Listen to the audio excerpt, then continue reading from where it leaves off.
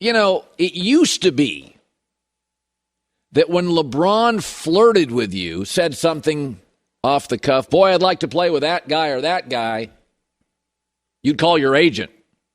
LeBron said he wants to play with me. Now LeBron doesn't even flirt. He hits on Steph Curry. Steph doesn't call his agent. Steph's like, I'm flattered. So LeBron said this on The Shop. This is very interesting, his show. Steph Curry's the one that I want to play with, for sure, in today's game. Why Steph? Man, I love everything about that guy. And that mother, Lethal. Lethal, man. When he get out his car, you better guard him right from the moment he pulls up to the arena. As soon as he get out of his car, you better guard his ass. You might want to guard him when he get out of the bed. Parking deck. Swear to God. That's not even flirting. That's like, I want to be a teammate of Steph Curry. And again, for years and years, if LeBron even casually said he was interested, casually flirted, you called your agent. Can I get to LeBron? But this is like the third or fourth time LeBron said, I want to play with this guy. And here is Steph Curry's latest response. He got his wish, so he's the captain. He's picked me the last two All-Star games, so I don't know if that suffices, but I'm good right now. I mean, whenever you get the interest or curiosity of what it would be like to play with arguably, MVP kind of caliber dude like he is and one greatest of all time, cool. Like, it's amazing. Right. We all can live in that fantasy world, though. Hey, don't kid yourself. Everybody thinks Steph Curry's nice. Yeah, he's a killer, too. He's like, LeBron is trapped. They got no trade pieces, no picks. He's becoming Michael Jordan. Meaningless games, scoring a lot of points, end of his career. Steph Curry's like, I can still win titles. I got a great GM. I got a great roster. We got picks. We got trade assets. We got Jordan Poole, an emerging star. I got Clay, Draymond, Wiseman. Hey, Steph Curry sees LeBron's drowning, and he's not going to throw him a life preserver. Remember what Rick Bucher, I'm going to play a bite from Rick Bucher yesterday. Rick Bucher was on our show yesterday. LeBron has come to terms with a reality. And remember, LeBron bailed on D. Wade. That's his best friend in the league. So LeBron's bailed on coaches, Pat Riley, franchise, D. Wade. Here's what Rick Bucher said yesterday. Anthony Davis is not the guy. They found that out a year ago. And rather than moving Anthony Davis, they tried to find somebody to come in and change Anthony Davis. The criticism I've heard over and over and over again from inside the Lakers organization is that AD is not a worker, does not work hard. And then when you get injured all the time, that raises the question, is it because you're injury prone or because you're not doing everything to get your body in premier shape? And Steph knows it. Steph knows LeBron is trapped and is now MJ. Scoring a bunch of points, end of his career, bad roster, totally trapped. Why should I throw him a life preserver? By the way, Steph has watched KD leave him. KD this morning is every bit as good as LeBron or better. How's that going? So don't kid yourself. Steph's a Tiger. And Steph's looking at Kevin Durant and LeBron James on any given night as good as anybody in the league. And they're both drowning. One guy's got wackadoo Ben Simmons and Kyrie Irving and James Harden left. And the other guy's got a roster. There's no picks. Who are you going to trade and get for Westbrook? And so I think it's funny. Years and years ago, it was LeBron was the A-lister in Hollywood. Ryan Gosling called. You listened. Now he's straight to rental. He's had back-to-back bombs in Hollywood, has LeBron. And Steph Curry's not the least bit interested. You saw the way he said it. I'm good here. Yeah, he is good there. Steph Curry is good. Jordan Poole, James Wiseman, Andrew Wiggins, Klay Thompson, lot of picks, Steve Kerr, Bob Myers, great owner. Steph Curry knows they can reorganize this thing.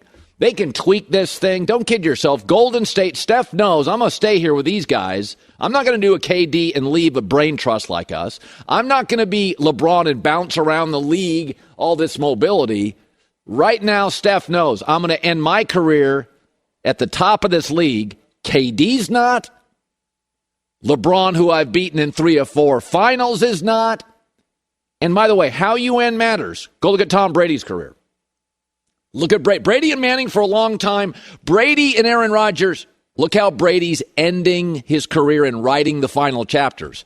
He's separated. Steph Curry's like, I'm one of the 4 or 5 greatest players in the last 10, 12 years. Durant, Steph, LeBron. And Steph looks at those guys and thinks, no. I'm going to be the Brady. Last 4 or 5 years, I'm going to stay in Golden State, and we're going to vie for a championship. I'm not throwing a life preserver to KD again, and I'm not throwing it to LeBron James. Even Nick Wright loves LeBron. Couldn't defend him based on what we've seen the last couple of years with LeBron James. LeBron this year is going to finish averaging 38 and 6. And I think it's pretty damn clear that we all have to acknowledge and admit he's no longer in his prime. And the real signal he was no longer in his prime should have been last year's playoffs, where for the first time in a decade, he wasn't dominant in the postseason. He is still clearly one of the, at worst, 7 best players in the sport, but he is no longer a walking finals berth. Bingo. And Steph Curry's reply to LeBron's flirtation. 3 words. I'm good here. Yep. So's the rest of the league. No longer can LeBron flirt and you call your agent. Now other stars just say, I'm flattered. I'm good here. The NBA players are in this kind of a cultural zeitgeist where they're cool and they do Hollywood, and it's like, I don't think it's terribly relatable, but I don't think that's the biggest problem. I think the biggest problem in the NBA, as the NFL continues to pull away, is that it is somehow normalized stars missing games all the time. All the time. When you watch the NFL, any Sunday, all your favorite quarterbacks are playing. Burrow, Aaron, Mahomes, Josh Allen, Tom Brady, Matt Stafford, all of them are playing. Maybe one is hurt. And he wants to play like Mahomes, and the staff won't let him. It's a badge of honor to play not at 100%. This is a sport where the strongest men in America tackle each other at full speed. But there's a sense of community in the NFL. Hey, man, it's raining, it's snowing, it's windy, I'm freezing my arse off, I hurt. Oh, no, I'm playing. The NBA, oh, my, it's an inconvenience if they're not given a week off for the All-Star game. I think fans can feel it, and attendance and ratings for the last 3 to 4 years have been down. And I will give Adam Silver, the commissioner, credit. He had a State of the Union yesterday. He's always been smart. I like him a lot. He's always willing to adapt. Those are 2 great qualities, but he acknowledged it is a big problem. The greater concern to me is a trend of star players not participating in a full complement of games. And I think that's something we, together with the Players Association, need to address. Not standing here saying I have a great solution. Part of the issue is injuries. Are there things that we can do in terms of sharing information, resources around the league to improve best practices, rehabilitation, etc.? Now, the Phoenix Suns are now starting to rest players. I'm good with that. They've been going 100 miles an hour all season. They play virtually every game. They play hard. They're wildly entertaining. In fact, I'd argue Phoenix Suns fans today would rather have their stars rest like Chris Paul for the playoffs. I'm totally for that. People have been doing that since the 70s, 80s, and 90s. You win 60 games. You rest your stars. These are long, long playoff series, and they're really intense, and the refs let more go in the playoffs. They get really physical. Get your veteran stars healthy. I don't want to see Chris Paul play until the playoffs now, right? That's different than this whole it is a pleasant surprise in the NBA now.